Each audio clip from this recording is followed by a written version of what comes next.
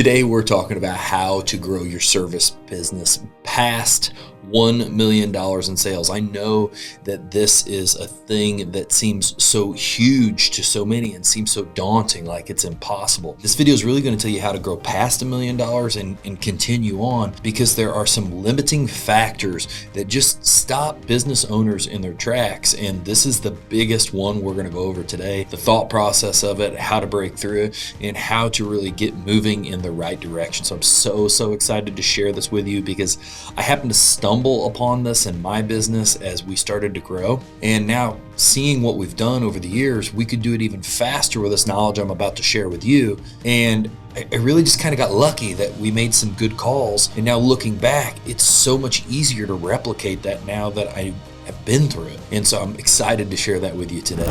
First piece, you're running a business, you're wearing a million hats, right? You just started, you're building it, whatever the case may be, 100,000, maybe you got no sales, maybe it's 100,000, 500,000, 600,000. You start out, you wear so many hats and you're just running around like a chicken with your head cut off. So you're really getting to that 500,000 point, 800,000, whatever it is, and you really want to push past 1 million and beyond. You get into the area of business where you really need to assess what is taking your time. Am I answering 1 million phone calls of new clients coming in every day?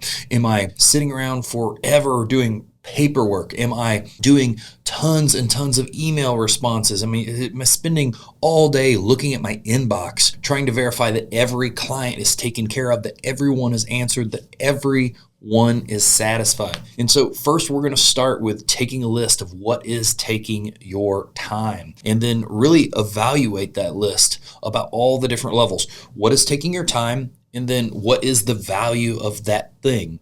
Meaning, if I'm answering an email, what could someone potentially be paid to be an admin and answer that email versus my rate, what my pay or my value is to the company if I'm operating at a higher level? So I'm already alluding, but I'm going to keep digging deeper into that. So first we assess, and then we look at all the different levels of things that you're spending your time on throughout the day. If you're an owner, I know that you're answering phone calls to some extent, you're answering emails, you're probably doing estimates, you're doing quality control, you're probably doing training, you're fighting fires that just appear out of thin air all the time, and that can get frantic. Now, step 2, this is the hardest part of this piece, is now that you have your list, you have to break the mindset that I am the only one capable. If I would have done this sooner, I would have been so much farther along. There were so many things that I thought I was the only person that could do. I thought I was the only person that could do any kind of billing or finalizing bills or charging cards. I thought I was the only person who would ever be able to order landscape material, schedule landscape jobs. I thought I was the only person who would ever be able to train someone to install pavers or do grading or do excavation or run a laser level. I thought that no matter what, it was always going to be something I was going to be tied to. And that's a story.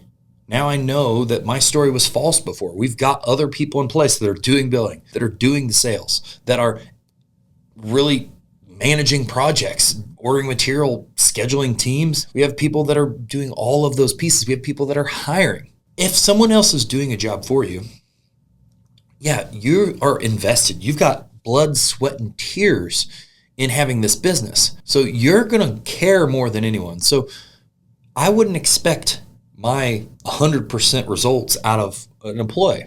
They don't have the same risk and blood and sweat and tears in this. But if they can give 80% and get the job done, that's awesome. And so you shouldn't be looking for your results out of other people. You should be saying, is it complete and is it acceptable, even if it's not as fast as I am? Just because you're the fastest at the task, you can only do so many tasks. And where the breakdown of this is we try to do so many things that we just can't accomplish anything. And so that's it, breaking this mindset and realizing what I realized. Oh, wow, someone started doing the billing. Oh, wow, someone else started doing the estimating. Oh, wow, someone actually, you're going to love this one. This is one where it's amazing when you get there.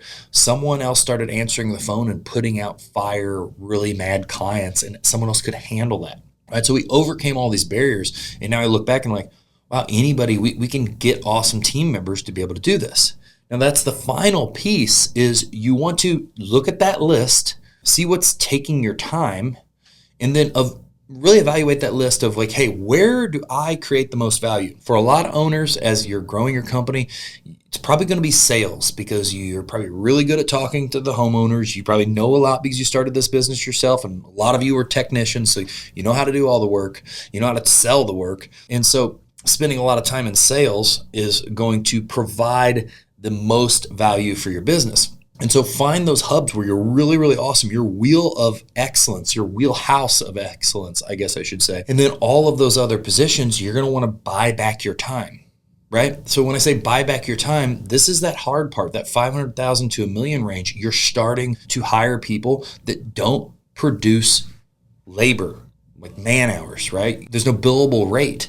They are managing, right? So this becomes management, overhead people on the team. But that's awesome, because then that spreads the stressful load. You need to start taking off hats. I'm going to take off that phone answering hat. I'm going to take off this hat. And before you say you can't afford it, you can. You can't afford not to. If you say you can't afford someone to answer the phone, that would be the first person I hire, an admin. That's what we did. That's where I said I lucked into it. There's been a lot of hires I didn't think I could handle, and now I realize I couldn't handle not having them. I would do that because now, instead of answering phones at the end of the day, these people are taken care of, and you don't lose the revenue because you're able to answer immediately and get them scheduled, get their information, get them estimates. And then you stay in your area of excellence, doing the sales, doing the estimates. And if you don't answer all the phones, now all of a sudden you can do more estimates and more follow-up than ever before. And you're going to keep shedding the hats that take your time so you can stay in that role where you produce the most for the business. Where business owners get stuck is they try to do it all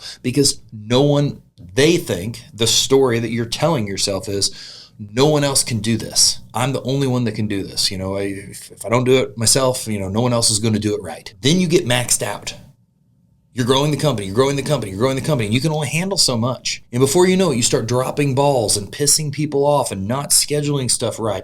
And now all of a sudden, you're losing so much. There's such an opportunity cost on losing all of these calls, upsetting these people, instead of separating the tasks. So you have to understand your bandwidth is finite. You only have so many hours in a day. That's the same for everyone. So you need to peel off all of the things so you can stay in the area where you can produce the most, and that's what's going to scale your company to $1 million and beyond. And then forever, you're going to constantly evaluate, where could I be doing the most? Eventually, it's not even going to be in sales anymore. It's going to be in big levers that move the whole company. It's going to be in big decisions. It's going to be in leadership and coaching. And eventually, you're probably just going to be working on culture, coaching, watching numbers, and just managing, trying to keep an awesome team, because that's a huge part of all of this. And that's the evolution of your business. So if you get stuck you don't ever evaluate what all you do, and you get stuck in the mindset no one else can do it, I can promise you'll only grow your business so large, because you'll be your own limiting factor to your future success as far as growing goes. And yes, you can have an awesome business and just do it alone, but if you want to grow, you want to scale a company, you've got to do it with other people. If you want to go fast, go alone. If you want to go far, do it with a team.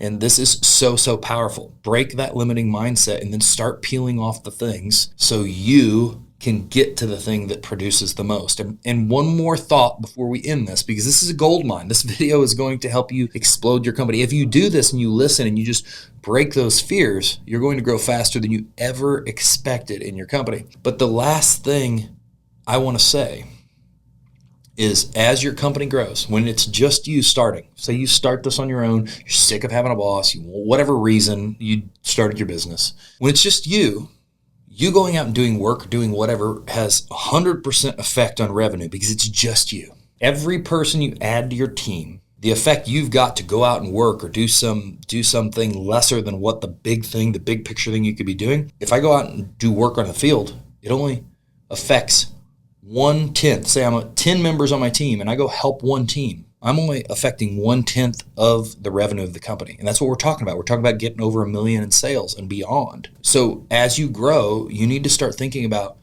I need to spend my time in the levers, pulling the levers in the company that affect the whole company. And that's where I can grow the company the most. And that's why I say a lot of people will gravitate towards sales, because if I sell, that affects total revenue for the whole company, not just one piece of the company. And then you can keep working up that ladder as you scale. So this video is a gold mine for you to grow your company. Listen to these things. This is what I did the second time we started our second location, and it just made us accomplish everything that took us years to accomplish in our first location in a year or a couple years, 18 months really. And that was an awesome ride on getting this location started. So if this video, which I know it brought value to you, if it brought value to it, give it a thumbs up. Make sure you leave a comment about what you took the most out of this, like what piece of this meant the most to you. Like maybe it was the limiting belief, maybe it was like, hey, I didn't really assess my time and think about what was the biggest drag on me. And then tell me about what are your next steps in the comments, and make sure you subscribe and you share this with someone else that wants to grow their company.